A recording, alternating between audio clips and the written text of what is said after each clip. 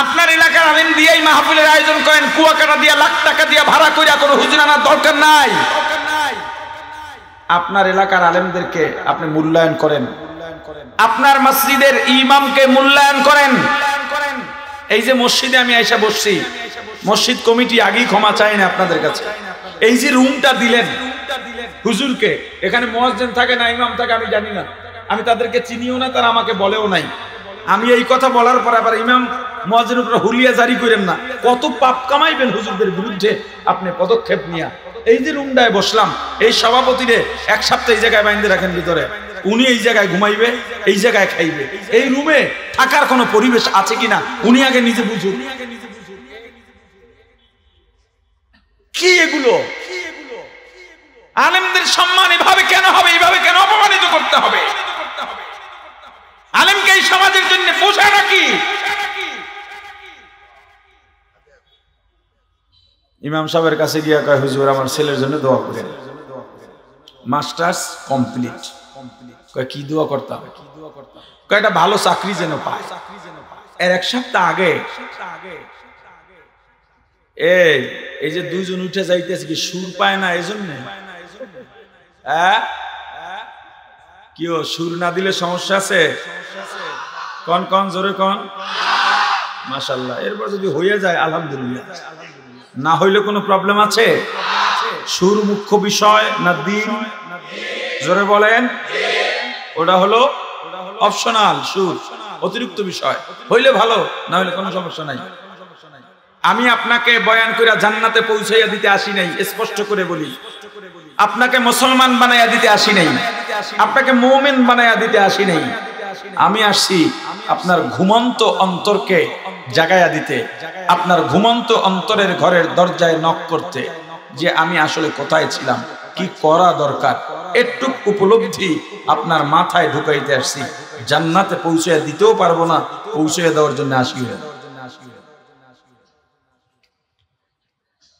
কি জানি বলতেছিলাম? এর এক সপ্তাহ আগে ইমাম সাহেব গিয়া বলে, সভাপতি সাহেব বেতন দেন 10,000 টাকা।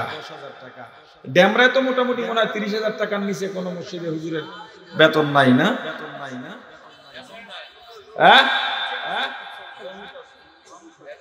এখন আমি কি বলি? আমি বলি ইমাম সাহেবরা সবাই ইমামতি ছেড়ে দেন, কর্ম করে খেতে, হালাল কর্মে কোনো লজ্জা নাই, বরং স্বাধীনতা আছে। রিক্সা চালান, পারবেন না হুজুর, মানুষ দেখতেও খারাপ দেখা যায়। একটা চা দোকান দেন, 20,000 টাকা পুঁজি লাগবে, ডেইলি 2,000 টাকা কামাই করবেন, মাস শেষে 60,000 টাকা।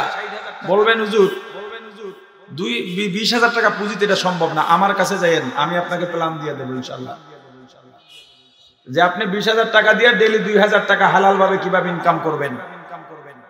10,000 টাকা 8,000 টাকায় কেন চাকরি করেন আপনি?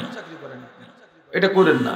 নামাজ পড়াবে সভাপতি, আজান দেবে মুয়াজ্জিন, খাদেম হবে কেশিয়ার।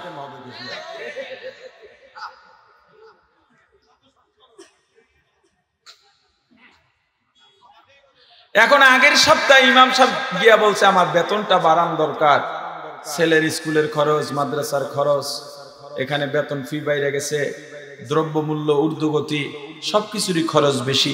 আমি তো আপনার মসজিদে কালেকশন কইরা কইরা ছাদ বানাইয়া দিলাম, আমি তো কালেকশন কইরা কইরা টাইলস লাগাইয়া দিলাম, আমি তো কালেকশন কইরা কইরা রুমটা সুন্দর করলাম। আপনাদের রুমটা কত সুন্দর করছেন, অথচ আহেন সপ্তাহে একদিন, আর আমি থাকি 24 ঘন্টা। আমার রুমটায় তেলাপোকায় ভরা, আমার রুমটায় মশায় ভরা, আমার রুমটা ইন্দুরে, এইটা আমার কাপড় কেটে লায়, আছে না নাই? সভাপতি কয় বেতন হুজুর এত লাগে না, হুজুর তো বরকত আছে, বেতন কম কিন্তু বরকত আছে, অপেক্ষা করেন, অপেক্ষা করেন। ইমাম সাহেব মৌকা পাইয়া গেছে, সভাপতি কইছে দোয়া করতে বলার লইয়া, ভালো চাকরি। নামাজের পরে সবাইরে বসতে বলছে, ইমাম সাহেব দোয়া করতেছে, আল্লাহ সভাপতি সাহেবের ছেলে এমএ পাস করে বাইরেছে, ভালো একটা চাকরি চাই, আমি কি বলবো আল্লাহ, আমি দোয়া করি আমার মতো একটা ভালো ইমামতি দিয়ে দেন। সভাপতির হাত উঠে নিয়েছিল, হাত নেমে গেছে। পুরা রাগে ফায়ার। মেয়ে আপনার এই দোয়া করতে বলছি, কেন আপনি না বললেন আমার চাকরিটায় বরকত আছে? প্রিয় ভাই আমার, একটা আলোচনার থেকে অনেক দূর ঘুরে এলাম। মুসলমানের পরিভাষা, ইসলামিক পরিভাষা, আল্লাহর কুদরত দেখলে মনে আছে না? আল্লাহর কুদরত দেখলে কি বলবো? আরো জোরে সুবহানাল্লাহ। ফায়দা কি? জান্নাতে ফলের বাগান, একটা গাছের আয়তন বাংলাদেশ কাবা। কিন্তু মুসলমানের সন্তানরা কি বলে? ওয়াও, কি বলে? এটার বলা যাবে? আরো একটা বলে ওএমজি। কি কয়? কথা বলে না। ওএমজির ফুল মিনিং কি? ও মাই গড। ও মাই গড বলা শিরিক।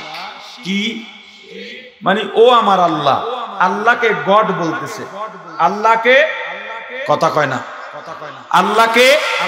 আল্লাহকে গড বলা জায়েজ নেই। যেখানে আল্লাহ নিজেই তার নাম দিয়া দিছেন, বিশেষ করে আমাদের সামনে সহজে গুণবাচক 99টা নাম থাকতেও সেই নাম তোমার পছন্দ হয় না কেন? এরপরে আপনি বলবেন তাহলে হুজুর আমরা আল্লাহ তো বলি আল্লাহর দেওয়া, কিন্তু ইংরেজিতে আল্লাহর নামে তো গড হয়। এখন আমি আপনাকে বলি, একজনের নাম আব্দুর রহমান, ইংরেজিতে কি হবে তার নাম? কথা বলে না। আমার নাম হাবিবুর রহমান, ইংরেজিতে কি হবে? তাহলে আল্লাহর নাম আল্লাহ, ইংরেজিতে কি হবে? আরো জোরে বলেন। অতএব আল্লাহর নাম আল্লাহ যা দিয়েছেন ওটাই বলতে হবে।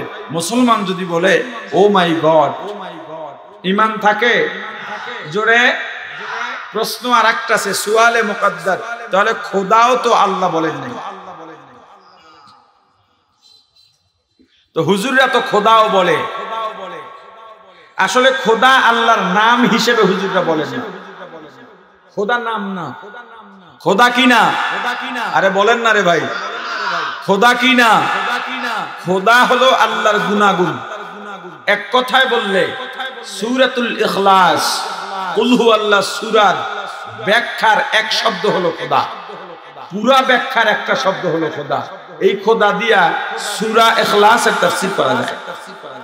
খোদা মূলত খোদ থেকে, খোদ বখত, আল্লাহ যে এক, আল্লাহু আহাদ, ওইটার সংক্ষিপ্ত মিনিং হলো খোদা। এটা আল্লাহর নাম না। ক্লিয়ার? কথা কয় না। আচ্ছা, এখন আপনি খুশির সংবাদ পাইলেন বা ভালো কিছু দেখলেন, খুশি হইলেন, তখন কি বলবেন?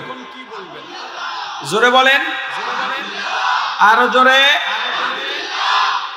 Presents by Kuakata media centre. হক্কানি আলেমদের নিত্য নতুন ভিডিও পেতে আমাদের চ্যানেলটি সাবস্ক্রাইব করুন। কুয়াকাটা মিডিয়া সেন্টার, ইসলামিক বিনোদনের বিশ্বস্ত সঙ্গী।